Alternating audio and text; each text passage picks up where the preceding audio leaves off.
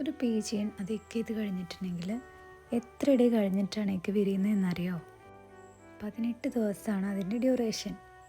ഇവർ എഗ് ചെയ്യാനായി തുടങ്ങുന്ന ആ ഒരു കാലം തൊട്ടിട്ട് ഈർക്കിൾ, തൂവലുകൾ, കമ്പുകൾ, നാരുകൾ ഇവയെല്ലാം ശേഖരിച്ച് വെച്ചിട്ട് എഗ് ചെയ്യാനുള്ളൊരു സ്പേസ് സെറ്റാക്കും.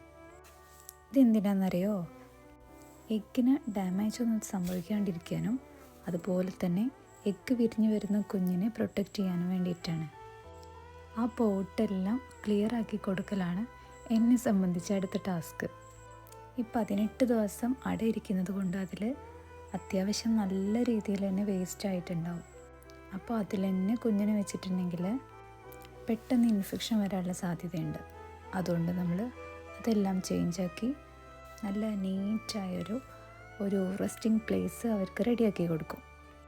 ഇതുപോലെ ഒരു എക്സ്ട്രാ കെയറും നല്ല രീതിയിലുള്ള ഫീഡും കൊടുക്കുകയാണെങ്കിൽ അതിനേക്കാളും നല്ലൊരു റിസൾട്ട് നമുക്ക് കിട്ടുമെന്നതിൽ നോ ഡൗട്ട്സ്. ഓക്കെ.